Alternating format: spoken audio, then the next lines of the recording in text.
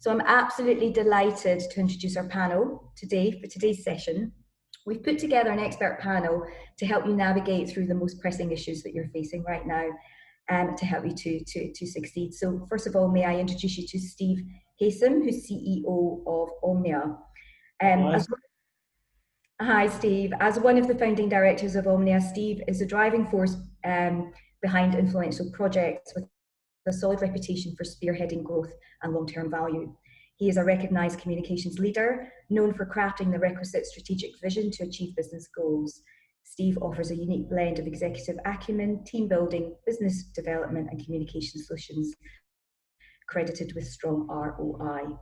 Steve oversees the development of Omnia's strategic growth in the region, and as such is instrumental in developing the business opportunities in the KSA, United Arab Emirates, Kuwait, Oman and Bahrain. Welcome, Steve. Thank you. Next, I'd like to introduce you to Simon. Simon Entwistle is a partner with Silkin. Hi, Simon. He's a partner in the firm's corporate and commercial practice groups, as well as its media and entertainment and retail, hospitality and leisure sector focus groups, reflecting the broad scope of his practice. Simon spent the early years of his career as a corporate finance lawyer. Is that for your sins, Simon? He has in subsequent years expanded his practice to advise on all manner of non-contentious commercial and IP issues, while continuing to advise on M&A, fundraising, JVs and other corporate matters. The majority of clients Simon works with are in media, marketing services, leisure and retail. He's a member of the advisory board of the Association of Online Publishers and works closely with clients in this region, particularly the Kingdom of Saudi Arabia. May I also welcome another partner from Lewis Silkin. It's Geraint Lloyd-Taylor. Welcome, Geraint. Hi. Geraint is a deputy head of the firm's advertising and marketing law team. He was named Next Generation Lawyer for Brand Management in the latest Legal 500 rankings. Geraint provides legal advice on all kinds of national and international brand-led content, including advertising and marketing campaigns, social and PR, and on a range of legal and regulatory issues. He advises numerous ad agencies and some of the biggest and best known brands in the world, as well as key trade bodies in advertising, marketing, and PR industries. Welcome. And last, but by no means least, Lee Mcmahon, co-founder of Support Legal. As a self-proclaimed technologist, Lee was motivated to speed up and lead the adoption of technology in the legal profession. Lee co-founded Support Legal knowing that clients will always want top-tier, high-quality senior lawyers, but not the historical billing models and prices. Having the blend of both top-tier private practice, blue-chip in-house experience, and being a business owner himself, Lee's advice is corporate, commercial, and projects, and it's very pragmatic. And he is one not only of a trusted advisor, but also an enabler. Lee is a prominent commentator on legal technology and alternative legal services providers in this region. Welcome, Lee. So that basically takes me, I think, to really wanting us to reflect on the last few months for all of you. And I think my first question is really to Steve. Steve, from your perspective, what went well for your business and what would you say you learned from the process over the last few months? Yeah, thanks. I mean, it's an ongoing challenge, I think, is first, like you said there. I mean, we've been in the region since 2004, and I think this is our third kind of, cycle of, certainly downturn. As you know, certainly the Middle East, the markets do fluctuate, primarily based on oil price, but with the pandemic, this was clearly unprecedented. The uncertainty in the market, we run a business, we're based here, Abu Dhabi and Jordan. We've got a team of about 45 people. And primarily we have to run the business as a business. So, we have to look at the numbers, and that's really what we kind of strategized early on, was that we had to look at the market.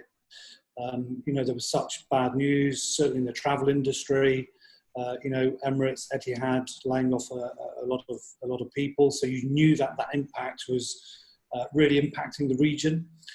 Same with the hotel F&B industry.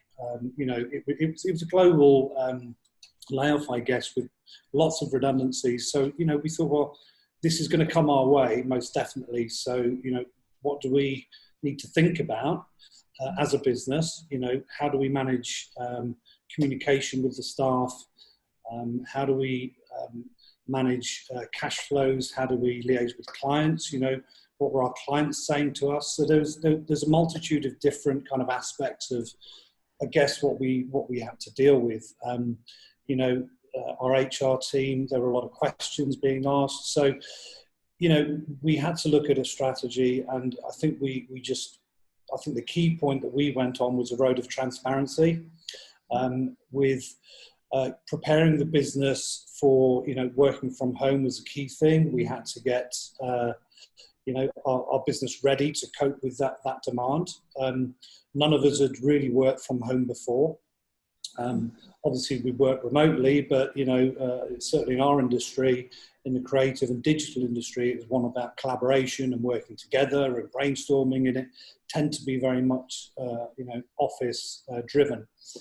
So the first thing was obviously getting ready to manage people, data, and clients, and being able to work from home. That was a challenge. We had staff members with elderly parents. So from a kind of, initially we didn't think about mental health impact, but of course, as that's gone further and further, we've had to think about those types of things. So I guess it's been a real challenge, but if I go back to my main point, what we've learned is really about transparency and open communication to everybody within the agency. And that's kind of culminated in really like the third week of every month. We have, an online team meeting with everyone in the agency. And we update them, everybody, with where we are as a business, where we are with cash flow, where we are with project wins, where we are with current project throughout the agency. And we're really trying to, plot a path through the kind of uncertain times, right? Because at the beginning of this pandemic, we weren't really sure how long it's going to last. And so, that breeds uncertainty in itself. So I think as a management team, we sat down, we looked at the best way that we could navigate these kind of issues, treat people with respect as you'd like to be treated yourself. That's the way we operate anyway.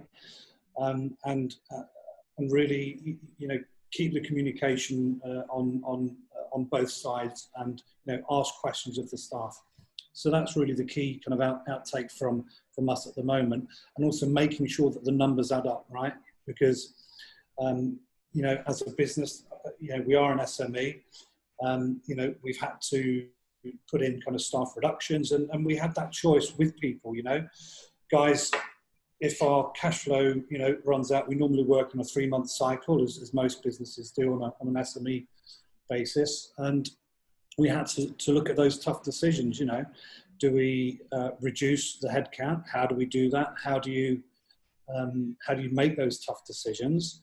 And we actually put that out to our staff and said, look, we don't want to do that. What we're going to do, and we did this before actually back in 2008, where everybody took a reduction across the board. And the message was, we don't want to lose anybody, and everybody's going to take the hit. And that's really been actually quite it's quite humbling actually that everybody's kind of bought into that. We've had maybe 1 or 2 issues, but in general terms, we're all in it together. We're kind of steering a path through it, so that at the end of it, everybody benefits from it. So yeah. I hope that kind of is a good starter for 10, let's say.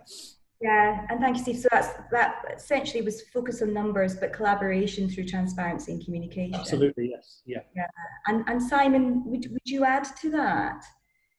I agree with everything that Steve says. Obviously, I've looked at this as both an internal question and an external question in terms of how you manage yourselves. We're a little different from an agency because we have lots of people doing slightly different things, in the sense that we have an awful lot of employment lawyers who, surprise, surprise, have been very busy all the way through this period.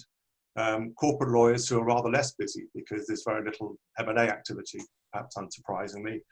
And work across other teams is patchy, I suppose. So what we've needed to do is, on a team-by-team basis, assess what we actually need currently and what we can sort of envisage as best you can, looking forward 3 months at a time. We're lucky in the UK because we have this furlough scheme, which means you can put people out to grass, and the government helps you to pay for that. So you're not actually letting them go. You need to ask them for them to agree to do that, but happily they will generally do that. So communication obviously is key about how you go about doing that. Quite a few of our people have gone down to sort of 75 or 80%. So they need to be flexible about how they do that, because obviously work doesn't sort of divide up quite so neatly sometimes. You may have demand which just has to be met whenever it comes in, because obviously one of the key challenges for all of us is being responsive and agile, because you need to keep the clients you've got and hopefully win more business, because there are opportunities in this market, funnily enough. We remarkably lucky, frankly. We changed over to a new IT system at Christmas, which had a few gremlins, obviously, as you always get. But if we hadn't done that, I hate to think where we'd be now. We also had an opportunity to stress test it properly about a week before we went to full lockdown. And I think that was enormously beneficial, to be honest. Then we've all had to learn about how to use Zoom and Teams and all these other things. And we never really had to do that before. And even though we are in different offices, so we are primarily in London, but we're in Cardiff and Dublin and Oxford, and we have a few people in Hong Kong. But we don't actually get together like this, or we didn't until now. So I guess we'll probably use this rather more going forward, to be honest. Like any business, we've had to focus on our cash flow. So we focus not only on costs, but making sure that people who owe us money pay their bills, perhaps a little bit more promptly than they sometimes used to doing, and avoid taking on exposure to people who might not pay us. And externally, we probably put on more sort of touch points with clients than we've ever had before in terms of generating a lot more content. So we've had so-called COVID-19 resources available for people to access, whether it's on employment issues, commercial, contractual issues, or otherwise. We've done a whole series of passels and blogs, basically.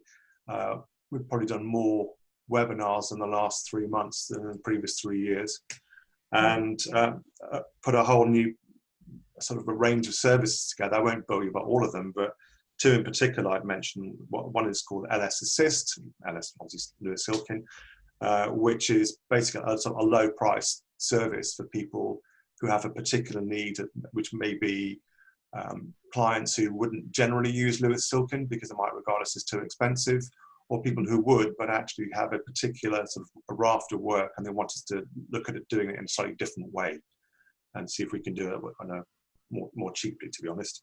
And also something called LS Unlock, which recognizing that coming out of all of this, there are a lot of people who are in dispute in one form or another. And is there a straightforward, again, sort of cheaper way of dealing with that dispute rather than sort of reaching for lawyers and ending up in court? And that's a service which my dispute resolution colleagues have put together. So it's just thinking outside the box. Maybe some of it isn't that new really, but just being flexible. Yeah. And I think we're hearing that word pivot a lot more, aren't we? Everyone seems to be pivoting right now. But I think you're absolutely right, Simon. It's about agility, and it's about almost having that ongoing 3-month look forward test in your business. Yeah. You do need to look at the detail. You always have to, stay on the balcony to some extent. Yeah. So that's essentially what we've seen. And I'd like to at this stage just say to the people who've joined us, the audience, if you have any questions. And I noted that Simon touched on the issue of payment risk, and I know that's an issue that everybody has at the forefront of their mind, and we will come to that later on in this discussion. But if you do have any questions you would like this panel to answer today, please just shoot us a note either on the chat or the Q&A channel that's available through this webinar, and we'll try our best to answer your questions. So turning now, I think having talked about what we've seen, what I'm curious about is what trends you guys are seeing in the market right now. So what are the big themes you're seeing? And Lee, could you maybe offer some insights, certainly from a regional market perspective, for the benefit of our guests. Yeah, absolutely. So one of the things we're noticing in the region after the kind of the shock of March of the lockdown in the Middle East, a lot of companies are, if they haven't already, are starting to seriously look at the concept of freelancers and or consultants that aren't necessarily in the local market. Now, this was something that, particularly in certain industries, this has been quite common historically. But now that, and people and companies used to always say, well, we can't do that because I need them to be client-facing. I need them to come into a meeting for when the project kicks off. Now, everyone's accepting Zoom, even though the market in the Middle East, in some of the countries, is opening up a little bit more now than it obviously was a few months ago. I think there's still the trend to say that it's actually still more efficient to get onto a video call. So I'm seeing a lot of that. So you're getting a lot of employees saying, look, I understand you can't afford to have me here anymore. Why don't I go back to another country and you use me as a consultant and my cost base is lower, so it's more efficient for everyone. The other thing is I'm noticing that for business owners, as Steve touched on, this is the third dip that we've seen in the region. It's the second one in 10 years or 12 years. It's one of those ones where the Middle East expat community grew exponentially in that sort of the 2004-2005 period onwards. And subsequently then there's all been lots of markers as to why people leave. I think in this case it's not necessarily, that you've got obviously those who have got made redundant, but you are actually seeing people starting to realise, well, look, as long as, we all continue to be mobile, people are starting to realise that it might be easier for them to work somewhere else and have small micro teams in different countries and utilise that through video conferencing. And for those who aren't in the region, video conferencing was blocked here 3 months ago. You had to use a VPN to use it. So it just wasn't an option for a manager or an owner to do that. And I'm starting to see owners of companies starting to say, look, I'm going to go into the market I want to go into. I'm going to move myself and I'm going to keep my existing team still in the office. So they're the kind of sort of trends we're seeing. And also a lot of partnerships, non-legal mergers. People starting to realize, look, I'm very strong in this area. You're very strong in that area. Why don't we collaborate and do joint initiative pitches to clients? So it's about collaboration in a different way, isn't it? It's sort of broadened our horizons somewhat. And Geraint, what have you seen from a larger kind of from a larger market perspective? I think there are some sort of quite broad themes that we've had, including cultural movements. The Black Lives Matter movement has been at the forefront of a lot of what's going on in Europe and the UK in particular, and obviously the US and the broader markets. And it's not really a trend in that sense, but it's something that occasionally you see diversity, inclusion, and equality agendas taking a back seat when times get tough and the focus is more on the economics. But I think what we've seen is that it's held very, very strong, and that the Black Lives Matter movement has had a lasting impact. And over the next 6 months and year or beyond, I think it's going to continue to have that impact. It's not going to take the sort of secondary role that sometimes happens with these, if it were just a trend. It's got a sort of other side to it, which is, I think now we're talking a lot about cancel culture, and there's all sorts of other sort of broader cultural issues that have, putting their head above the parapet. And I think as the US election gets closer, the rest of the world also feels it, because the campaigning seems to just flow from the US abroad. So I think, it's not that things are getting better necessarily. I think things are going to they're going to continue to be quite controversial for the next 6 months or so. And it's up to businesses to hold firm on what their brand identity is and how they sort of roll through all of these issues. Because it's not enough anymore to sort of step back from them. You have to have a bold and brave identity and stick with it. And I think that's going to continue to be as important as ever. We've also seen in the UK something that I probably would expect across other parts of Europe and the world, which is the approach by regulators has changed as well. So rather than the sort of relentless regulation that we've seen over the last sort of decade or so, and attempts to bring in new regulation, but also to enforce it.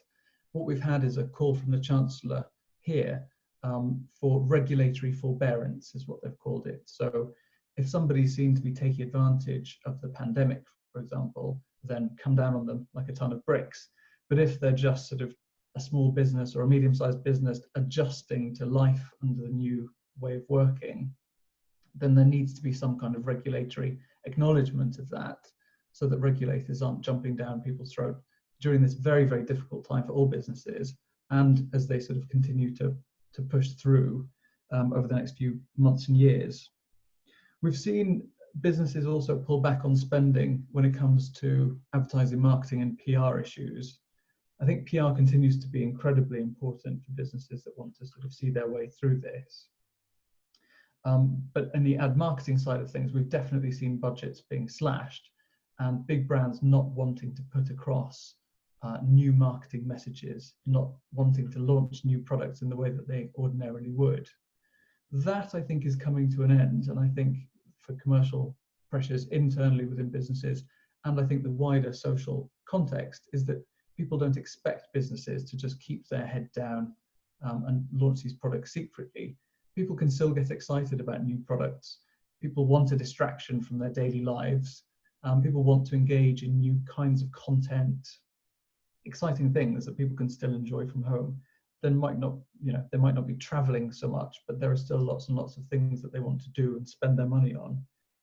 So one of the trends is that diminution in spending on ad marketing, but that also is coming to an end. And we've seen Unilever, I think, in the last sort of week or so, say that they're going to invest very, very heavily in marketing, which has a broader impact, obviously, on the sector.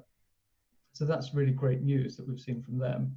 And they actually have seen their e-commerce continue, and I think grow quite substantially, I think by about 50% so far this year on year. So they haven't seen a huge impact across all of their areas of businesses. What they've done is refocus on the products and services that they offer that are still attractive to people and will be attractive to people in this new way of living, new way of working. So I think perhaps a sort of reassessment by businesses of what they want, where they want to spend their money, obviously, but also which products and services they already might offer that they can newly focus on. And again, the innovation piece, where can they go with it? Where can they go from there? And innovation that used to take, for example, in our law firms are not particularly innovative or quick-moving businesses, but the sort of things that you create business plans for, and that 6 months later you'd have another meeting about it, and then 2 years hence it would be sort of approved and launched. We've done away with all of that, and it's quite surprising how quickly you can launch innovative products and services without all of that bureaucracy. And I think a lot of businesses are having to discover the same thing and have been discovering the same thing. So hopefully, and I would say this generally because I'm not a fan of bureaucracy, that will be something that stays with us. We don't regress to the stage where innovation takes a long, long time. Yeah. I mean, that's a real kind of chocolate box of kind of change and opportunity, isn't it, that you've described. And I suppose, Simon, I'd be interested to hear your views as to, with uncertainty and sustained uncertainty, there's always a pathway to new opportunities. So what, in your view, will secure survival and essentially the thriving of business going forward? But one thing Geraint obviously just touched on himself is maintaining your brand positioning, so you don't suddenly try and change yourself overnight to be all things to all people, because that doesn't work for small, medium-sized businesses. You have to have a particular positioning.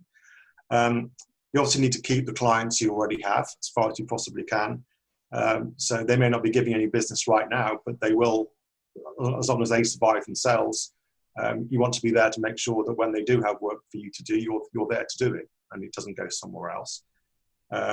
You can just look out for opportunities, whilst at the same time avoiding joining what I would call the race to the bottom, because you see on some pitches, we've seen it ourselves, where mandates which come for corporate deals, for example, some other firms are going with ridiculously low prices, and there's no point doing that. And I don't think it helps the industry as a whole to engage in that sort of behaviour. You want to keep your best people, whether they are on freelance people or their employees, because whether you're struggling now for levels of business activity, you don't want to find that you let them go, then work does come in and they're not available. And some of those people may actually be key, not necessarily in a contractual sense as key personnel, but they may be key to delivering the services for your important clients. You need to be, as ever, agile and responsive, and you also need to minimise exposure to potential client insolvency. I know we're going to touch on this later, but I think it's probably more important than ever at the moment. And I think also something Lee touched on was strategic partnerships. I think there may be all kinds of opportunities by joining forces with other agencies to do work which you might not otherwise have been able to win. Yeah. So keep clients, keep people, strategic partnerships. Lee, self-confessed technologist, what would you add to that? Well, I think we've realised that being efficient and cost effective is really important in this market. Historically, the concept of business is going well, throw people at it. And I think it's not throwing people at it, it's throwing good people at it. But technology doesn't replace people. Technology makes people more efficient. And the key thing is identifying in your business model where technology can be implemented, not being afraid of that change. Now that can be as simple as a CRM tool that you've decided to roll into your business, which is sort of the low-hanging side of things, and then also automation. So you can go down the path of automating your processes, your documents, your proposals, the way in which you do your pitch decks, so they can be a lot faster. So a lot of this kind of stuff can be done. Other technology that's ultimately out there at the moment is you can get into situations where everything's online now. All of these things all API into each other. So you can have one thing that starts here and it goes right down to the other end. And it does seem quite daunting for those who aren't natural technologists, but the fact of the matter is there's a lot of people out there that are freelancing to assist businesses to be able to onboard technology quite efficiently. You've just got to be able to identify it in your business. For example, we had a secretary who went on maternity leave, and during then we thought to ourselves we'd get a replacement. We ended up getting an artificial intelligence secretary, which was a computer, and ultimately we realized we changed her role when she came back because we found that 40% of her time she was organizing meetings for people, and we got a computer to do that for $15 a month, and it worked perfectly.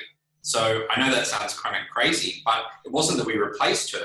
We just said, that's a real waste of your time. So we moved her more into office management, which was a great use. And so these are kind of the things that I found technology quite useful. So yeah, it is helpful to look at it and, not be afraid of it. Thanks, Lee. And Steve, any further practical tips for survival?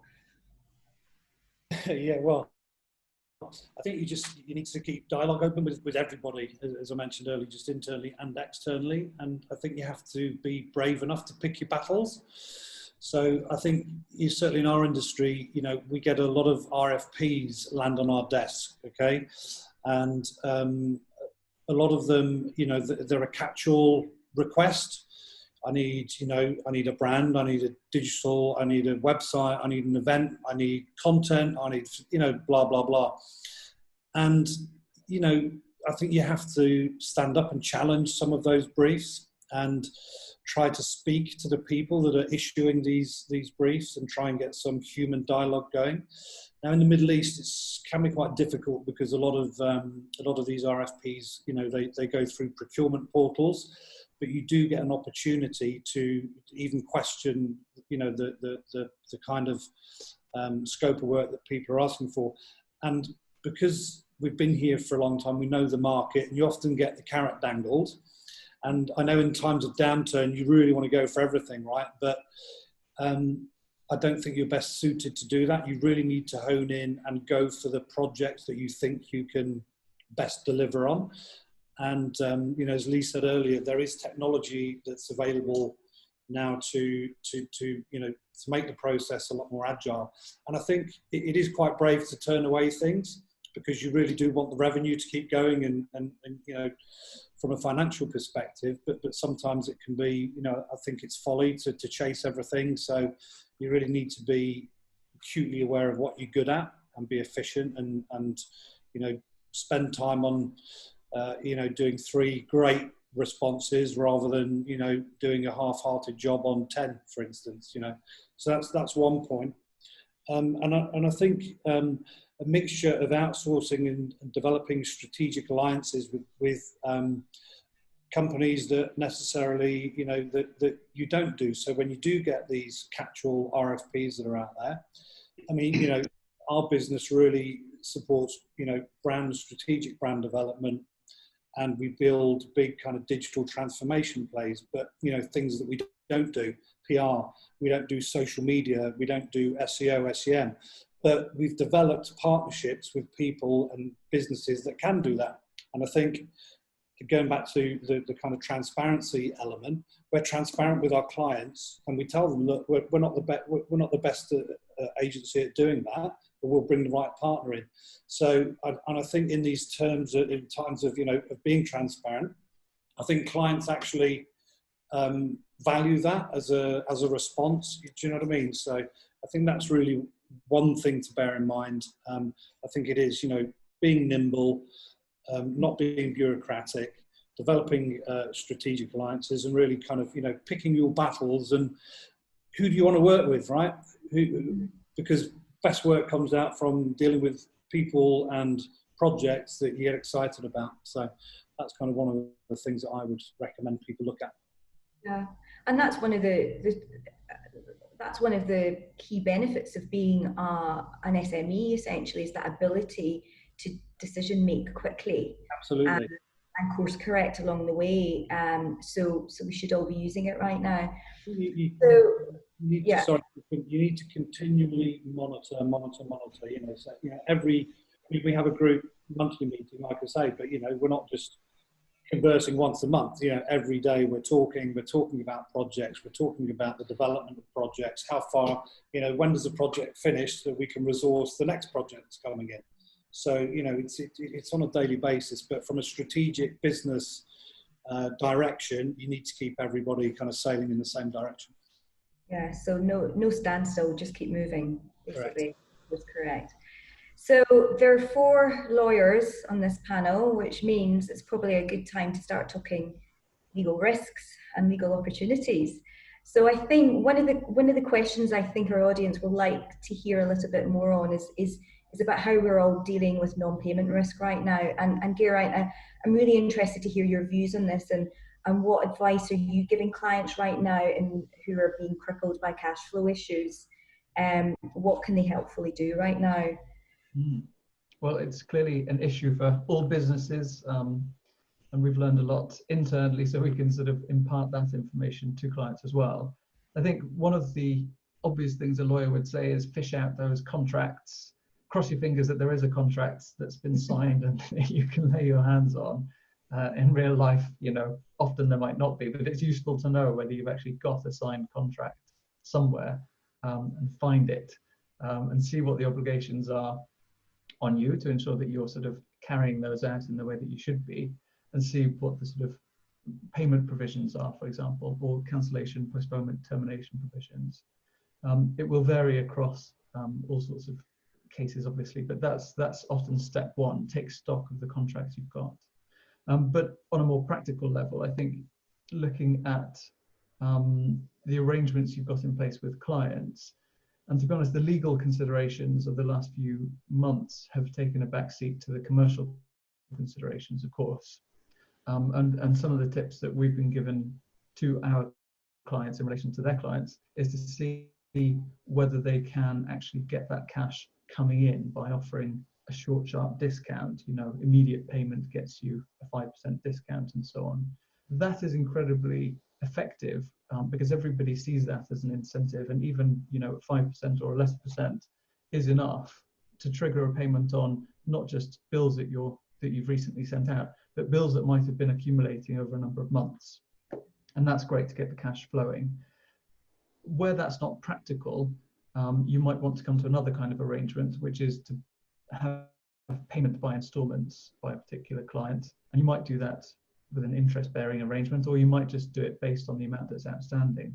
But the certainty of knowing that you're going to get that payment through, that you're helping your clients to sort of be flexible, means that you maintain that relationship in the medium to long term with the client as well. Because that's the other risk, of course. If you go too heavy-handed with a particular client, then you might never see them again. And when the pandemic is over, hopefully one day, you want to have built goodwill, while at the same time making sure that you're maintaining your own cash flow. So having an eye to that medium to longer term is important. There's also obviously your own suppliers, and so you can look there as to what kind of arrangements you can come to, similar sort of arrangements. Can you get a discount? Can you get any deferred payments? And we're also looking more holistically in terms of our businesses and other businesses. You know, the new way of working is a significant proportion of people are working from home, especially if you're in the sort of service industry. And so do you need the office space? Is your lease coming up? Is there a way that you can get out of your lease? Can you talk to your landlords about deferring payment or taking a payment holiday? There are all sorts of schemes in various countries that you can take advantage of, official government schemes. But you can also have commercial discussions with landlords. I think they're the sort of main headlines. There are all sorts of situations also for agencies where they might be stuck in the middle of a relationship that they don't need to be. So if your client wants to engage influencers, sometimes you'll be the sort of middle part of that, and often for very good reason, because otherwise you get sort of cut out of the profit. So sometimes it's not desirable to step out of that sort of relationship. But in some cases, it actually is quite useful to put clients in direct contact with other people that are providing services, so that you're not taking on that liability, you're not part of that chain in a way that actually might not be very profitable, and it might not be very necessary for you, both from a cash flow and liability point of view. Yeah, that's very interesting. So it's taking a more pragmatic, longer term view in a lot of cases in respect of your short term cash flow issues. Lee, would you add anything further to that? Yeah, so I've been saying to a lot of my clients, they've really got to do a risk review on their receivables and all of their clients generally. And they don't have to go to extreme lengths. It's just saying, are they in a high risk industry? For example, you know, in the Middle East, if you were doing PR with one of the hotel chains, it's very, very likely that you won't see money for quite some time. You might be part of an F&B brand that also is struggling and it's only coming back online. Now, some of this can be done if you've got a good relationship of talking to them and just saying, look, be honest with me, how's it going? And they might be like, look, it's tough, I'm struggling, and here are the steps. It's usually a warning sign when their accountant's being put down to 3 days a week. Then you should be starting to think to yourself, you might not get paid. But, you know, you can't unfortunately do a huge, you know, other than what was mentioned in relation to trying to give discounts to get payment a little bit earlier. You can't go back and change a contract that was already signed or a contract that wasn't signed at all. You can't go back in time. But you can kind of use this as a way of really identifying the kind of parties that you're dealing with. And if they are at high risk, having that chat, determining whether or not you want to give further credit terms, because you are doing it. In the Middle East, it's quite complicated in the sense that often you won't have the luxury of picking and choosing your legal terms, because particularly if you're a smaller player, you're going to accept the contract that's given to you. If you receive a contract that says, say, Dubai onshore courts or Abu Dhabi onshore courts, you might only have 30,000 dirhams owing to you, but it'll cost you that just to get the case started. So all of a sudden you're stuck between sort of, you know, a rock and a hard spot. And as a result of that, these are the kind of things that I'm trying to say. A lot of businesses, okay, look, I can't fix what's happened, but if you can, try, if you were going to make one change in a contract, make the change where, you know, you opt into the English law jurisdictions of Abu Dhabi Global Markets or DAFC. The reason is that allows you to bring a case without a lawyer in a small claims court. Now, often you'll find in the region, when you go and try to raise that clause, you'll know when the party is more likely to be a bad payer, because they'll often say, I don't want that. And it seems kind of crazy because the contract can be unamended, but there's just one dispute resolution clause, and that's usually a red flag that they know that you'll have something over them quite quickly. The other thing in the Middle East, and again, I know it's almost non-market to be able to do it, but there are things where you can say to them, look, I get it, you can't pay me for 6 months, but let's sign a deferred payment agreement with a 1% interest clause in it. So you might reopen up something that you could not have got in your original agreement. You almost become a lender to them. Now, again, it's a big gamble and you have to take your own risk analysis on that client, but it's better than doing nothing and sitting there and ultimately continuing to send emails to the accounts department saying, where's my money, which starts to become like a broken record. So they're the kind of things that we're seeing. The other thing as well is, remember, part of this risk analysis is understanding that companies can often trade in the Middle East illiquid or technically insolvent in other jurisdictions for a lot longer than they should because no one's really knocking on their door. There isn't this element. A lot of the laws are very similar in terms of directors' liabilities, but it's not like the UK where it's a sort of a technical default.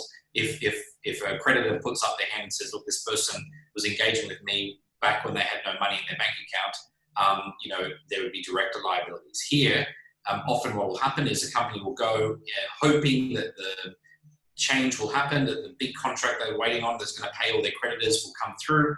And if it doesn't come through, they're on the next one-way flight out of here. And you're pretty much in a very difficult position.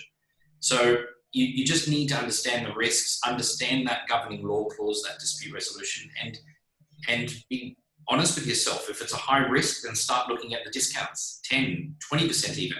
Just get the cash in, close it off from a creditor standpoint.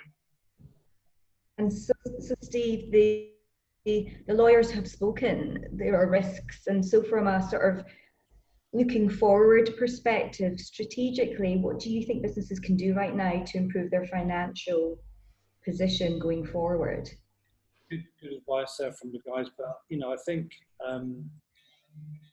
that in our sector, there are project-based, either web programs or brand, projects. To ease that financial risk, I think you need to try and look for retained relationships, whereby we're all in the services industry, right? So if you're supporting your clients on a regular basis with 5 or 6 people, and you've got a monthly billing cycle based against timesheets, I mean, that's really where we've tried to eke out the peaks and troughs of running a business. Yeah, so the more kind of retainer relationships that you can build or have, that certainly eases the risk. And conversely, you have to make sure that client relationship is there to do that. And as I said earlier, you really have to tread carefully. We've been here for a long time, and you do get promised the earth sometimes. You can over deliver. The carrot is always there. We'll give you the next big project. But often those big projects don't materialize, so you have to really be careful. And I think question your clients. Most clients don't mind being questioned, right? We sit sometimes in that business consultancy area, because if you're developing a new brand for somebody, you really have to understand where this business wants to drive themselves forward. What's the reason for change? What's the investment that they have? What's the roadmap for that? They're actually engaging us to bring our expertise to the table. So if you're dealing with key stakeholders at a senior level, they should expect those types of questions anyway. Do you know what I mean? And as I mentioned earlier, sometimes this is where there is a bit of a difficulty with where it's just an RFP that's floated for a procurement portal. And I think you need to have to question everything. And sometimes it's better to walk away than actually take on a loss-leading project that's going to be a loss anyway. Do you know what I mean? We're all in business to make profit. So I think really by questioning everything, and it's a safeguard, right? And trying to look at retained relationships. That's kind of my advice, certainly for the region. Yeah.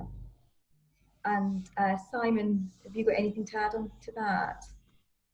Yeah, one thing which we saw quite a lot of when this all kicked off, and possibly even before we went into lockdown ourselves, because this was coming down the track, probably as early as mid-January, was a number of agencies that had organised events on behalf of their clients, but they'd done that on the basis that they were actually entering into contract as principals, so were actually liable to all the suppliers who were helping to put that event together. And it's something that Geraint just touched on in terms of that's not a liability you need to take on. You might have done this historically and think it's all perfectly fine because you get paid in the end. But it's potentially quite a substantial liability you're taking on that you might not actually get paid to you, and you remain entirely on the hook yourself to pay if that event doesn't happen.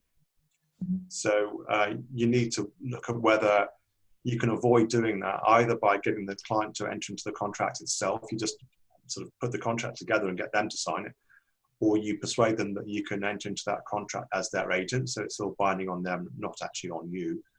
Or cash up front, but I suspect the cash up front option is not going to work as a practical solution. They just, yeah. Yeah. Now we've got sorry to interrupt you, Steve, and I think I've got a question for you, Steve, actually. We've got about 10 minutes to go, and I've just looked at what questions are coming in. This one looks a bit sector specific, and it is, how do you see the region's readiness for MarTech and to become data driven when it comes to budgeting and executing marketing campaigns? Is that something you can offer views on, Steve? No, I think certainly in the region, in the Middle East, digital transformation is, you know, the buzzword of this year for, you know, most definitely. What it actually means to different people, you know, it's digital transformation. It goes across everything. It can go from your outward communication, your internal communication. You know, Amazon bought Souk.com out here, so there's big amalgamations and things like that. You know, the information that we build on, we look at technology first, because technology and capturing data is key. So making sure your CRM system is aligned, and making sure that you can communicate effectively personalization. And it also goes across different markets, right? Business to business, business to consumer. So you really have to have that kind of consultative head on to look at any challenge. At the end of the day, we're problem solvers. So whether it be digital, brand, or creative communication. So just, you know, maybe to elaborate on that point, there are so many different options in technology and communications tools. You really have to grill the client again to understand, you know, what is their budget, what do they want to invest. And it's not just a project, right? Digital transformation goes over a number of years.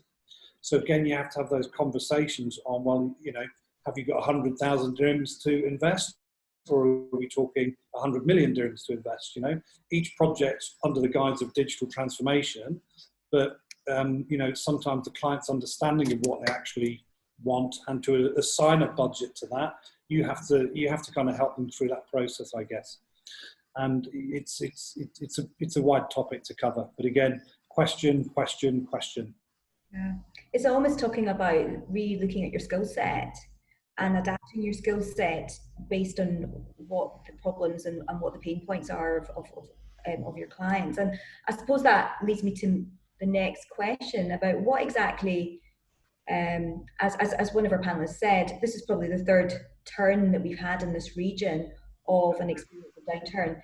And what I'm interested really is, what did we learn that we now know again, having gone through COVID? What were the lessons, and what must we take forward now? Anyone got any thoughts on that one? I think from our perspective, and again, you know, you do learn a lot. You trust nobody, basically. Question. That's it. It should be. This is, you know, as frank as it is. You need to be ahead of the game, and you need to be nimble, and you need to think on your feet, and you have to have a strategy. You know, I don't mind saying we've nearly gone bust 3 times, right? But for the grace of Allah, inshallah, out here certainly, we've managed to steer our way through it, and that's because we've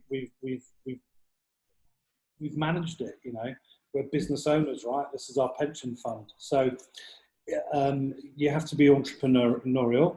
You have to be flexible. As I think Lee mentioned earlier, certainly with payment terms from clients, you got no money coming in, you got no projects, you got no business. So, that happened in 2008, and I remember being here then. We moved over here in 2004. And to a certain extent, everybody in Dubai thought, well, there's a subprime crash in the US. It's not going to affect us. We're Dubai, we're brilliant. We're building the biggest this, the biggest that. The real estate market's going through the roof. But 6 months later, it was devastation around here. Cars left the airport, people leaving. And it was a bit like the Wild West. It's a little bit more mature out here now. But it's the region still has a lot to offer, and there's lots of opportunities. So, that's the other side of the coin, I think, from our perspective. In any downturn, at some stage, you're going to have to come out of the downturn, right? We're not all going to sit under a bushel, fretting away our lives. Good will come out of it, and it's getting yourself aligned and ready for the upturn to take advantage of that. Yeah. So that's really what people should be doing now. And thank you, Steve. And just to deal with one final question that's come in from the audience, and that's essentially around the issue of force majeure or suspending obligations under a contract. Geraint, any advice in respect of what you're seeing on force majeure now? In fact, I was going to elegantly pass over to Simon, because this is definitely what he has been heavily involved in. And I can fudge an answer for you, but I know Simon can give you a very good one. So I'll hand over to Simon, if that's okay. Sure. Obviously, there are two different aspects to look at, actually. There's force majeure and there's frustration. So taking force majeure, first of all, that's where you're saying, we can't deliver. We can't do what we're supposed to do, what we've agreed to do under the contract, but it's not our fault.